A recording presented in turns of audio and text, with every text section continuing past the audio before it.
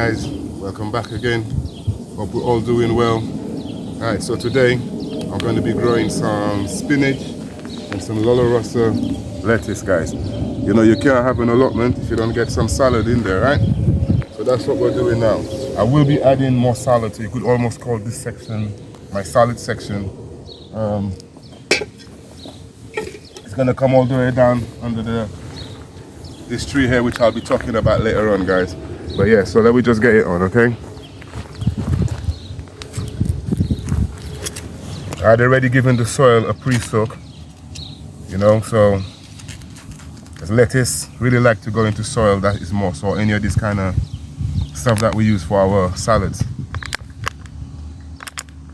So first I'm gonna start off with the spinach, guys. As you can see, we've got a little bit of a root system going on here. Very nice.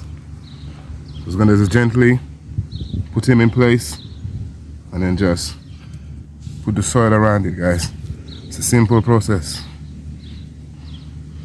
Alright, so that'll be the first of our spinach, guys.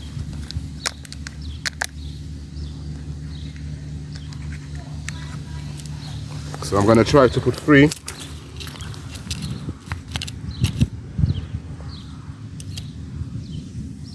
In the bed. And we're just gonna repeat the process, guys. When these guys are done, I'm gonna be giving them some water, just so they can have something to feed on and to help them with the transplant shock, guys.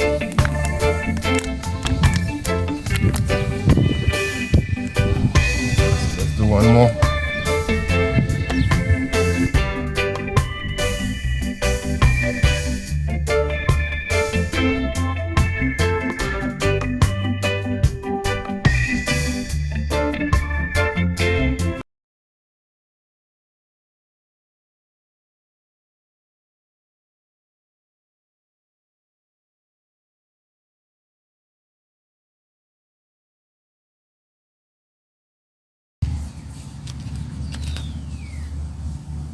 Now I'm trying to grow them over here as well, guys, next to the tree, because I'm hoping that the tree will give some shade, you know, because we know lettuce or spinach and stuff like that, in my opinion, they don't really like to grow in the sunlight. If you have no choice, then you have no choice, but if you can give them a little bit of shade, I really believe they would appreciate that. This one is a bit leggy, so it's giving me a bit of problems. Right.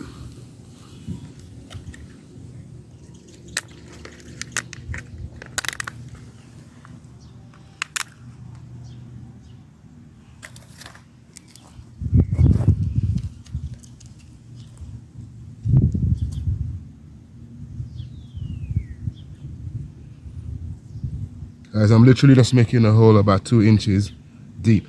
I'm not going too deep into the soil, or into the bed, should I say. Just literally just on top, and the roots will go down and find, you know, their way down into the main bed.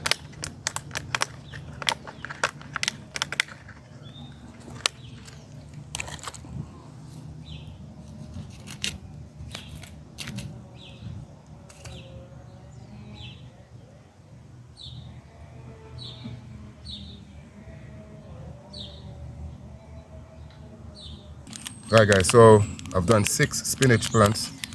I'm now gonna start on my Lolo Rossas, guys. Just wanna get him out as gentle as possible without damaging the roots. Right, so as you can see, these will grow into a red cabbage. Lettuce, my people, sorry. And they will become, it's gonna have a crispy nature to the leaves, you know? Very nice. I try to grow them every year. And it's literally the same process, just try to get it down. I'm gonna come along and just make sure she's comfortable in the ground. And that would be the first one.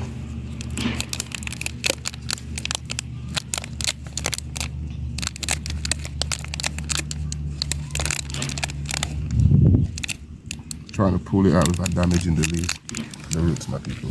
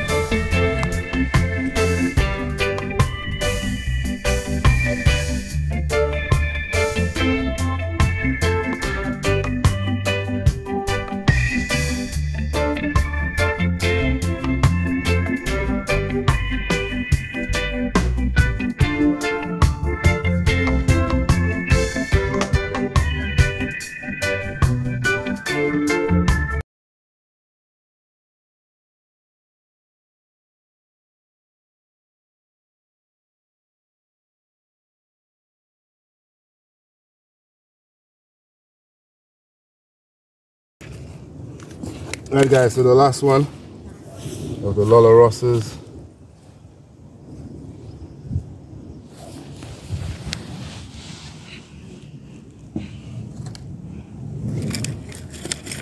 Right guys, so I believe that's a job well done on that. Right guys, so what I'm gonna do is I'm gonna water them.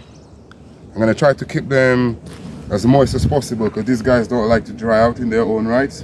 Alright, I'm hoping that the tree here will give them a little bit of shade, and they should grow to be nice lettuce guys. And I'm gonna be picking them when they're ready. I'm gonna be picking them on the outside guys. So I'm gonna be taking out the outside leaves and I'm gonna allow them to grow. I believe you'll get more of a harvest that way rather than just cutting the whole thing. And yeah, you've missed a lot out there guys. So yeah, I'll be showing you how I'm gonna be doing that when I'm doing it guys. Alright guys, so as I'm here as well, yeah, I want to talk about this tree. Alright, this tree here. When I first moved on the plot, it was very bushy. There was grass everywhere. If you watch the earlier videos, you will see that. And then as I came to this area where I am here, there was a red shrub, like a slow shrub. It was about as big as this leaf, you know, coming out of the ground. But I thought it looked rather unique. It looked different to most of the, you know, the trees or the brushes that I was pulling out at the time. I asked some of the allotmenters, you know, guys, do you guys know what kind of tree this is? It looks interesting, so to speak. They all said to me they didn't know what it was, but I had a feeling that it was a plum tree of some sort, because when I used to work out before, I remember seeing the trees with this leaf, and they had plums on them, but I never knew what the plum tree was called, guys. So I thought to myself, I'm going to take a chance and let the tree grow and see what happens, right? So last year when it grew, it gave, yeah, 5 plums, literally 5 plums, you know? So I thought, I think I might be onto something here. I've got a plum tree, all right? So this is actually, I looked it up, it's actually a cherry plum tree, you understand? And I believe these guys are meant to be very, very sweet when they're ready. So I just want to come and show you closely to show you the plums that we've actually got on there now, guys. If you come and look closely, you'll see. All right, now at the moment the tree is covered with these little cherries. They actually look like cherries for real, but they will turn out to be plums, guys, plums. And the whole tree, majority of the branches have little cherries like that, you know? So I'm looking forward to doing that this year. But the only dilemma I've got with this tree, guys, is it's going to get too big for my plot, for my allotment here. And I don't want it to become a tree that it will, you know, literally become a problem rather than a, you know, a nice fruit I'm gonna have every year. So the idea is I'm hoping to be able to prune it in such a way that it will stay down. The thing is, I don't know nothing about pruning, guys. So if you guys know any way that I can keep it short and still be able to enjoy the fruits off of it without damaging the whole tree or killing off the tree, guys, please leave it in the comments, guys, please. And on that, guys, I want to say, let we live well and together we grow, guys.